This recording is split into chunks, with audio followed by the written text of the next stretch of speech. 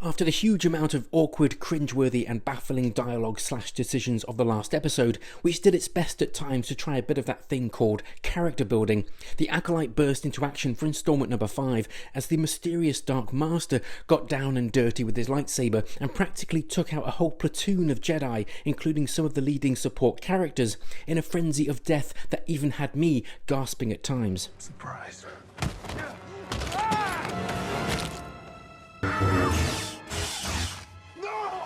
This chapter takes place inside the forest on Khofar and picks up right from episode 4 with our heroes engaged with the Dark Evil One, who we still don't know the name of yet.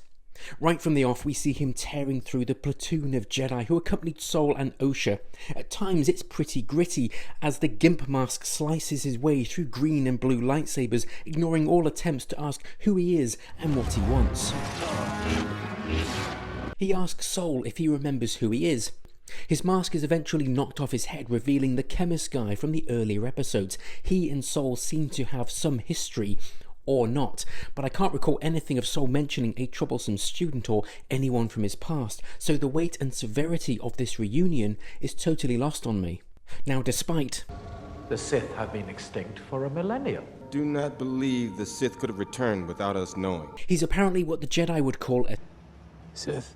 And gives Sol a very generic villainous response of his motivation of wanting to exercise his power without having to answer to the Jedi. I mean, it's not even generic at this point. This opening back and forth between Sol and the Gimp was the perfect opportunity to tell us what the hell was driving him. You know, you killed my father, you abandoned me as a student, you left me for dead, etc, etc. Anything at this point to help us get invested in the ongoing face-off. Annoying Padawan gives a little cartoonish style grin before launching into a flurry of offense, only to be peppered by a red lightsaber, killing her outright. Then Yord is next as his neck is snapped. It's all quite dark and shocking stuff really for a show that's been quite tame on both physical and emotional trauma, and I'll admit, I felt a little twinge of sadness to see Yord snuff it, as just moments earlier he was doing his best to lead Osha to safety through the forest, which gave me kind of Predator vibes as they ran from danger trying to evade the hunter. Now eventually Osha and May come face to face, and Osha rejects her sister's attempts to team up. May knocks her out, steals her clothes and cuts her hair to be disguised as Osha. She then tags along with Sol and they leave, and that's pretty much the end of the episode. The events of this installment raise important questions about what's going on in this show. The plot, which is focused hard on May killing the 4 Jedi who were present during her mother's deaths, is now null and void after the Wookiee Jedi was killed by the Master. Her mission to kill a Jedi unarmed, I guess, is still a goer. It's clear she's now pretending to be Osha, tagging along with Sol. But just moments earlier, before in the last episode, she was ready to turn herself in. You know, when annoying Padawan tried to apprehend her during this episode, why did May put up a fight? Why didn't she turn herself in? Another question I have is all about tone. Despite being something of a murder mystery, the tone of this series up until now has been almost light-hearted as characters joke and make fun of each other.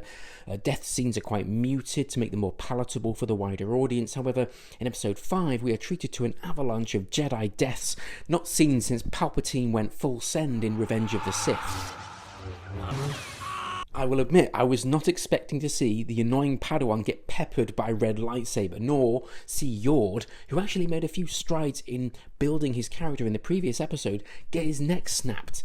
2 characters who, as bland as they were, seemed to be part of the supporting cast who would be along for the ride to help Osha make choices on her path to do something meaningful. I mean, I quite enjoyed the action. The Gimp guy's lack of remorse seemed chilling, making me want to know what the hell is driving him, but it felt very shock and awe with little or no substance behind the action in the first place. So that leaves us with May disguised as Osha lost in a forest, I guess, somewhere, and the Gimp guy is ready to fight another day.